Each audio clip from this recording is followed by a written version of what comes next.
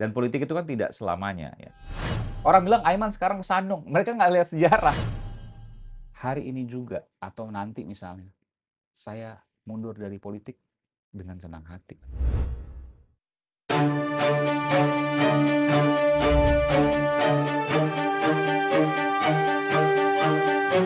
Mas Aiman Wicaksono. Halo Kakak Nono, ini teman lama loh ini. Iya teman lama ketemu di sini. Aku deg-degan loh ini Aiman yang duduk di sini karena biasanya eksklusif Aiman gitu.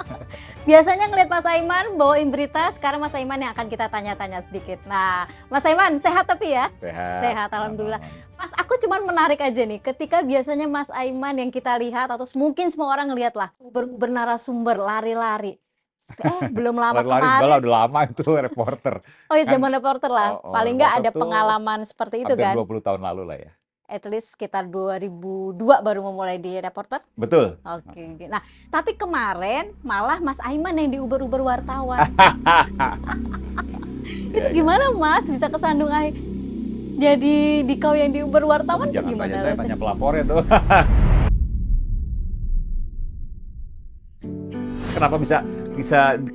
Kenapa bisa menyandungkan saya padahal banyak ahli-ahli yang mengatakan tidak ada unsur pidananya dari apa yang saya sampaikan gitu ya. Jadi saya juga terus terang bingung, tim hukum bingung, masyarakat sipil juga bingung, ahli-ahli hukum juga bingung, di mana unsur pidananya. Nah, karena kan saya bilang bahwa saya mendapat informasi soal teman-teman polisi ya, bla bla bla. Tapi di ujungnya kan saya bilang bahwa mudah-mudahan informasi yang saya terima ini salah. Artinya apa? Ini kan untuk menunjukkan bahwa ini loh, saya dapat informasi ini mudah-mudahan salah. Ini untuk mengingatkan. Jadi bukan kesimpulan, bukan menuding, bukan fitnah, dan bukan institusi. Karena saya sebutkan oknum. Iya gitu. Tapi kemudian ini kan akhirnya tetap aja masuk ke ranah hukum dan kemarin sudah mengklarifikasi kan, ya. Ada 6 pelapor. 6 pelapor di waktu yang sama. Di hari yang sama, lalu kemudian juga pasalnya berat banget itu pasal 28 ayat 2 Undang-Undang ITE yang ancaman hukumannya di atas 5 tahun penjara. Karena terkait SARA. Saya bingung di mana SARA-nya. Ujaran kebenciannya itu ya. Ujaran kebencian terkait SARA loh ya. Terkait suku, agama, ras, dan antar golongan. Jadi makin bingung lagi tuh. Agak rancu dari laporannya. Ahli hukum juga bingung lagi. Ya nggak tahu, saya bukan ahli hukum. Karena saya mendapat informasi dari mereka kan, kok ini begini, kok ini begitu gitu ya. Mereka bingung juga. Ya tapi nggak tahu apakah polisi akan memproses atau enggak kan saya tidak tahu ya. Ya selama mungkin tidak ada unsur pidana mungkin akan dikaji ulang lah, nggak harus semuanya diproses laporan itu. Saya yakin polisi bekerja profesional untuk itu. Mas Aiman, dari menjadi jurnalis akhirnya terjun ke politik dan kesandung kayak kemarin, apa tanggapan keluarga atau orang-orang sekitar? Berpolitik malah di awal sudah kesandung kayak gini. Enggak, saya nggak merasa kesandung sih. Ini bagian dari perjalanan politik saya kan ya. Dan politik itu kan tidak selamanya ya. Artinya saya sekarang jadi caleg Partai Perindo untuk Dapil Jakarta Timur misalnya. Lalu kemudian saya masih dengan latar belakang wartawan meskipun sekarang cuti sebentar gitu ya, nonaktif. Tapi kan latar belakang saya masih wartawan. Informasi-informasi juga sering saya dapatkan mereka menganggap saya masih wartawan, jadi mereka masih menyampaikan itu, ya nggak apa-apa gitu. Dan informasi yang selektif. Dan ketika ini bagian dari kesandung, enggak juga. Kalau kesandung saya nggak mau dong diantar ke sini. Ya kan, artinya ini bagian dari perjuangan. Perjuangan. Bagian dari langkah, bagian dari perjalanan. Nggak ada masalah. Nggak ada masalah. Kalau tadi Aiman bilang cuti dari dunia jurnalis, berarti per tanggal 28 November ya. Berarti akan ada kemungkinan kembali lagi ke dunia jurnalis? Bukan nggak mungkin. Kan tidak ada yang abadi semua ya. Yang abadi hanya kehidupan setelah dunia. Apa yang dirasakan sekian puluh tahun di dunia jurnalis, kemudian hari ini ke politik? Apa nih perbedaannya paling sangat signifikan ketika jurnalis identik dengan kebebasan untuk mencari kebenaran, kebebasan bicara, apapun. Kemudian masuknya ke politik nih, pasti kan ada. Saya pikir hal yang sama ya, hal yang sama. Cuma yang menjadi perbedaan adalah ketika kita bicara soal jurnalistik, maka ya kita menyampaikan informasi dari pihak A, pihak B yang berseberangan secara imbang gitu ya. Nah kalau politik itu kan beda. Ketika kita misalnya duduk di parlemen, maka kita punya kewenangan untuk membuat undang-undang. Jadi saya selalu sampaikan begini, setiap orang sekarang bisa jadi jurnalis. Gitu. Siapapun itu dia buat podcast dengan subscriber yang banyak segala macam, seolah-olah dia menjadi jurnalis. Tapi tidak semua orang bisa membuat undang-undang kan gitu. Nah, disitulah tantangannya ketika kita mendapat kewenangan lebih, maka harus punya manfaat yang lebih juga untuk masyarakat, sesama kita, bangsa dan negara. Itu yang harus saya sampaikan. Soal perjalanan ke sana itu penuh dengan lika-liku, jalan terjal dan sebagainya, itu bagian. Kalau kita lihat pendiri-pendiri negara ini, ya, guru-guru bangsa di negeri ini, bukankah mereka juga mengalami bahkan yang jauh lebih berat dari apa yang saya alami saat ini? Jadi semua pasti akan ada kerikil, ada sandungan, ada proses. Dan itu harus kita syukuri. Apapun itu harus kita syukuri dan bagian menjadi pengalaman perjalanan dari hidup kita. Kalau aku mengutip sendiri, Mas Aiman pernah bilang bahwa berpolitik itu adalah callingan, hati nurani. Gitu. Apa yang membuat atau momen apa nih yang sampai akhirnya Mas Aiman merasa terpanggil untuk menjadi politikus? Apakah kondisi politik saat ini kita sudah puas? Jawabannya apa? Belum kan? Belum. Apakah dengan kondisi saat ini kita sudah puas? Belum juga. Saya bicara soal DPRD. Ada banyak sekali informasi A, informasi B, informasi C yang harus kemudian dikonfirmasi. Ada banyak informasi ke saya. Apakah kemudian itu juga kita diamkan? Kan tidak. Pertanyaan yang kedua, soal kebocoran keuangan negara. Apakah hari ini masih terjadi? Sangat. Bahkan Pak Mahfud menyampaikan kalau korupsi bisa diberantas di negeri ini, maka setiap orang loh, bukan setiap kepala keluarga nih ya, bapaknya, ibunya, anaknya 2 misalnya, itu masing-masing dapat 20 juta rupiah tuh. Jadi satu keluarga yang 2 anak tuh bisa dapat 80 juta rupiah. Itu hanya dengan memberantas korupsi. Bagaimana cara memberantas korupsi? Demokrasinya harus kuat. Kenapa demokrasinya harus kuat? Karena checks and balances-nya jalan. Orang boleh menyuarakan, tidak dibungkam. Ya, tapi ini bicara soal sesuai dengan koridor undang-undang ya. Tidak dibungkam. Kalau penodaan agama, penistaan agama ya nggak ada tempat gitu. Tapi bicara soal mengingatkan, bicara soal mengkritisi ya, itu hal yang wajar. Apalagi saya sampaikan misalnya, bisa jadi informasi misalnya, ini kan bagian dari mengingatkan. Betul. Artinya bisa jadi benar, bisa jadi salah. Belum fitnah. Kecuali saya bilang ini pasti terjadi begini, ini segala macam, tanpa ada kata-kata misalnya informasi ini bisa benar, bisa salah misalnya. Dan mengharapkan bahwa tidak terjadi demikian dan yakin bahwa institusi, ini bukan institusi tapi oknum, yakin bahwa institusi masih memegang netralitas misalnya. Ini soal yang kasus saya misalnya, yang dilaporkan. Mas Aiman, ada kekhawatiran nggak ketika menjadi jurnalis bisa belak-belakan, speak up, mencari seakurat mungkin data, bisa mengkritisi, ketika di politik akan khawatir nggak ketika ada batasan, aduh nggak enak nih sama ini, nggak enak sama... 2017 saya masih menjadi jurnalis, saya dilaporkan juga loh. Di Iya. Polda Metro Jaya juga, waktu itu di Krimsus juga, di Siber juga. Jadi bedanya apa? Orang bilang Aiman sekarang sandung, mereka nggak lihat sejarah. 2017 ketika program Aiman, saya di tempat lama di Kompas TV ya, saya juga dilaporkan juga dan diperiksa juga. Bahkan udah di BAP waktu itu. Kalau sekarang klarifikasi ya. Berarti sebenarnya apapun profesinya, itu adalah proses yang memang harus dilewatin. Ya bagian dari resiko. Makanya orang-orang mengatakan bahwa Aiman baru masuk politik udah kesandung. Enggak, masuk wartawan 2017 juga kalau dibilang mau kesandung juga tuh kan. Tapi itu kan bukan, saya nggak menganggap itu sebuah batu sandungan. Saya menganggap itu sebagai bagian dari perjalanan. Oke, Mas, ada sebagian komentar yang mengatakan masih pengen melihat Aiman sebagai jurnalis gitu loh. Itu banyak banget gitu. Banyak yang patah hati juga gitu. Ya. Mungkin saya juga patah hati karena saya melihat dia di layar tiba-tiba berpolitik, aduh aku nggak lihat lagi nih di layar gitu. Tapi oke, sekarang gini Mas, ketika Mas Aiman sudah memutuskan 20 tahun berpolitik, di dunia jurnalis dengan semua pengalamannya itu gitu, apa yang kemudian mungkin akan dirasakan tidak ditemukan di dunia jurnalis dan mungkin akan menjadi dominan di dunia? Saya mau jawab itu ya, mungkin bagi mereka yang patah hati gitu ya, saya beralih dari jurnalis ke politisi gitu ya. Satu hal yang saya ingin sampaikan, nggak ada yang berubah dari saya. Saya tetap bergerak dengan niat baik, mempertahankan cara-cara yang baik, memiliki tujuan yang baik, dan semua itu saya tekankan bahwa saya akan menjaga hal yang baik. Jadi panjang umur, upaya baik-baik. Nah itu yang saya jaga. Kalau seandainya saya tidak bisa melakukan itu, maka saya sudah sampaikan. Hari ini juga atau nanti misalnya, saya mundur dari politik dengan senang hati. Dengan senang hati, maksudnya? Kalau saya tidak bisa mempertahankan nilai-nilai baik itu. Oke. Gitu. Jadi itu yang saya jaga. Jadi bagaimana kemudian saya memulai dengan niat baik, mempertahankan cara-cara yang baik, memiliki tujuan baik. Kalau salah satu saja kemudian saya tidak bisa melakukan, maka saya akan mundur dari politik. Jadi sebenarnya tidak ada yang berubah dari saya menjadi jurnalis dan saya menjadi politisi. Tidak ada yang berubah. Hanya title-nya aja, judulnya Title-nya aja yang berubah. berubah.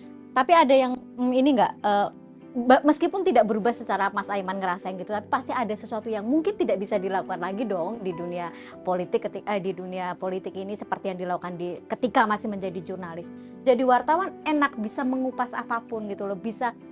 Aku singgung sedikit, Mas Aiman juga punya vlog atau YouTube yang dia punya obrolan yang tidak semata-mata politik, tidak semata-mata masalah hukum, tapi ada yang masalah entertain gitu loh. Nah, image Aiman Wicaksono yang merangkul semua konteks kehidupan, kemudian sekarang berpolitik, fokusnya ini bakalan di politik nih, bakalan ngurus negara, ngurus undang-undang. Ya mungkin keterbatasan ada ya, Iya. tapi semangat untuk berbuat seperti itu enggak juga. Nanti ketika, ya mudah-mudahan didoakan ya, misalnya lolos dari Dapil Jakarta Timur ya, DPR RI misalnya, amin. Nggak akan juga lepas dari dunia jurnalistik dalam tanda kutip ya. Yes. Pasti akan bikin podcast juga, akan tetap seperti ini gitu ya. Supaya apa? Supaya bagian dari perjuangan, bagian dari gairah, bagian dari giroh ya, bagian dari keinginan ya untuk tetap menyampaikan kebenaran. Jadi saya punya prinsip, katakan kebenaran kendati itu pahit. Qulil haq walau kana murran. Seberapa yakin ketika sudah di kursi sana bisa benar-benar bersuara dengan kebenaran itu? Saya punya prinsip, harus mewarnai, jangan diwarnai. Oke, harus mewarnai, jangan diwarnai. Oke, bekal Mas Aiman nih yang paling dijaga banget ketika siap-siap nih di kursi sana. Apa sih Mas yang paling visi yang paling banget nih, ini gue banget harus gue bawa ini sampai nanti ketika gue ada di kursi itu? Menyelamatkan keuangan negara dan selalu ingat mati. Menyelamatkan keuangan negara, itu PR berat tuh Mas. Betul, karena itulah semua harga-harga mahal misalnya, bantuan terbatas kepada masyarakat kecil, pendidikan yang juga tidak bisa diakses oleh semua kalangan, itu kan karena ada kebocoran-kebocoran tadi. Ada uang-uang negara yang entah kemana tuh ngalirnya. Ya kalau kita lihat ke korupsi. Pastinya. Dan masih banyak sekarang. Tiap bulan pasti kalau nggak KPK, Polri, Kejaksaan pasti menangkap tersangka korupsi gitu ya. Itu yang kemudian saya sampaikan. Terus ingat mati apa? Nah itu penting. Supaya apa? Supaya kita nggak merasa bahwa di dunia ini harus punya kesempurnaan. Kita nggak tahu besok masih hidup atau enggak. Kita nggak tahu lusa masih hidup atau enggak. Itu kita nggak tahu. Atau kita misalnya masih hidup tapi dengan keterbatasan yang amat sangat bisa sih terjadi. Jadi nggak ada yang abadi di dunia ini. Yang abadi hanya kehidupan setelah kematian. Itu aja yang saya percaya. Dan kita harus mempersiapkan itu. Ketika orang selalu ingat akan kehidupan setelah kematian, maka seharusnya ia punya rem untuk melakukan hal-hal yang buruk. Ya namanya manusia pasti ada. Tidak tapi selamanya ini. Bukan malaikat kan. Selalu hal yang baik belum tentu juga. Tapi minimal dia selalu punya rem untuk melakukan hal-hal yang buruk. Selama menjadi jurnalis, hal baik apa yang mungkin menjadi titik balik Mas Aiman bahwa saya puas melakukan ini, atau ada satu momen titik balik ketika Aiman merasa kurang puas dengan profesi kemarin menjadi jurnalis? Saya sangat puas dengan profesi jurnalis, makanya saya ketika jadi politisi pun saya tetap akan jadi jurnalis juga ya, dengan podcast dan sebagainya. Atau misalnya saya harus kembali ke dunia jurnalistik dengan senang hati untuk melakukan itu kan, supaya yang patah hati bisa kembali lagi gitu ya. Tapi soal puas atau nggak puas di dunia jurnalistik ada banyak sih, karena kalau bicara soal kepuasan, kita puas ketika apa yang kita sampaikan itu kemudian bisa mengubah, punya dampak dan bisa mengubah di masyarakat sana. Ya, itu yang kemudian menjadi kepuasan, dan masyarakat yang menilai lah apa itu. Pasti mereka juga punya jawaban banyak. Tapi dari Mas Aiman sendiri deh, ketika Mas Aiman kan suka nih megang satu kasus kemudian dibedah total, dibahas secara lebih kritis gitu. Ada nggak kasus atau narasumber siapa yang paling berkesan selama Mas Aiman menjadi jurnalis kemarin? Bagi saya narasumber tuh semuanya berkesan. Kenapa? Karena ada yang mereka susah banget dapetinnya, eksklusif gitu ya.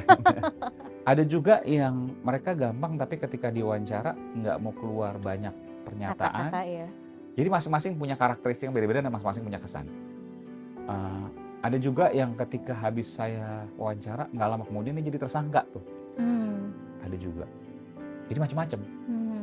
Atau ada momen Mas Aiman sudah berhasil dengan salah satu narasumber atau apapun, tapi kemudian justru Mas Aiman ada tekanan dari pihak lain karena misal bisa membongkar atau mendapatkan pernyataan dari narasumber ini, pernah nggak? Selama jadi wartawan sih cenderung relatif lebih aman. Ketika jadi politisi justru malah lebih banyak Nah, batu sandungannya gitu ya. Kalau dianggap batu sandungan, tapi saya nggak merasa itu iya. sebagai batu sandungan. Itu bagian dari perjalanan. Tapi tantangannya jauh lebih besar ketika saya menjadi politisi ketimbang jadi wartawan. Itu aja. Oke, tantangannya lebih besar, tapi Betul. artinya persiapannya lebih besar kan? Persiapan apa? Persiapan masuk politik lah pastinya. Mental segala Mental macam. segala Ya macam. harus dong. Apapun itu kan harus dipersiapkan. Mas Aiman, terakhir nih. Mas Aiman namanya sudah besar, pengalaman. Selamat. Iya dong, siapa yang gak kenal Aiman Wicaksono di layar kaca? Amin. Kemudian sekitar 20 tahun lebih untuk sudah di layar televisi lah, mulai dari jurnalis. Nah, benar nggak dengan popularitas nama itu Mas Aiman merasa bisa mendulang suara nanti di 2024? Belum tentu juga, tapi yang jelas begini. Tadi malam nih saya hampir tengah malam tuh ketemu warga di Dapil di Jakarta Timur ya, seluruh Jakarta Timur kan. Saya kemarin ke Condet, ke Kampung Melayu, ke Pulau Mas gitu ya, ketemu warga. Kalau sudah, ya saya kan 22 tahun di TV ya, mungkin mereka kenal, itu lebih mudah untuk ngobrol dan lain sebagainya. Ketimbang mungkin orang yang baru belum dikenal gitu ya. Ketika saya misalnya ke warga sebelah kiri, yang warga sebelah kanannya, Mas mampir ke saya dong, ngobrol, kesana ngobrol. Ini lama banget tuh, satu titiknya bisa lama banget. Padahal saya harus ngejar misalnya 10 titik, 15 titik gitu kan, nggak bisa. Padahal tuh dari jam 1 siang saya berangkat dari rumah, hampir tengah malam, cuma dapat beberapa titik aja. Karena baru di satu titik ke sini, dia minta, yang seberangnya minta diajak ngobrol. Terus belum geser lagi, kan nggak enak kalau buru-buru ya untuk ngobrol. Apalagi tapi Mas saya senang. Apalagi Mas Aiman masa kecilnya juga di Jakarta Timur, iya nggak sih? Iya, saya lahir di Cililitan, Jakarta Timur. Saya putra asli Jakarta Timur. Lebih dekat dengan mereka artinya? Lebih dekat dengan warga sekitar. Saya tahu warga Jakarta Timur, ya saya tahu lingkungan mereka kan. Orang tua saya juga dulu tinggal di daerah Polonia juga, Jakarta Timur. Oh, oke. Siap-siap sibuk di politik, siap-siap banyak kehilangan waktu mungkin ya? Yang jelas harus bisa memberikan manfaat, itu aja. Karena percuma ketika kita terjun ke satu tempat, ke satu titik, maka kita tidak ada apapun yang bisa kita lakukan kecuali misalnya mengejar keuntungan pribadi. No way, jangan. Oke, di garis bawah ya, jangan mengejar keuntungan pribadi. Jangan. Karena keuntungan pribadi itu sudah diatur oleh Tuhan. Kalau kita memberikan manfaat pada yang lain, nggak usah khawatir dengan rezeki. Saya percaya itu. Tuhan sudah mengatur rezeki kita. Nggak perlu berlebihan, nggak perlu bermewah-mewahan. Yang terpenting adalah kita bisa memberikan manfaat untuk sesama kita. Dan kita akan mempertanggungjawabkan segala apa yang kita miliki dan segala apa yang kita lakukan pasca kehidupan dunia kelak. Itu aja yang harus diingat. Oke, Aiman. Waktunya sangat mepet. Iya. Sibuk sekali. Dan kita sebenarnya pengen mengulik yang lebih patah hati lagi tadi ya. Tapi kapan-kapan. Oke, Mas Aiman Wicaksono, thank you. Kanonon, terima kasih. Oke, sama-sama. Terima kasih sudah datang di Eksklusif. Terima kasih untuk waktunya untuk obrolan singkat kita hari ini. Thank you. Assalamualaikum. Waalaikumsalam.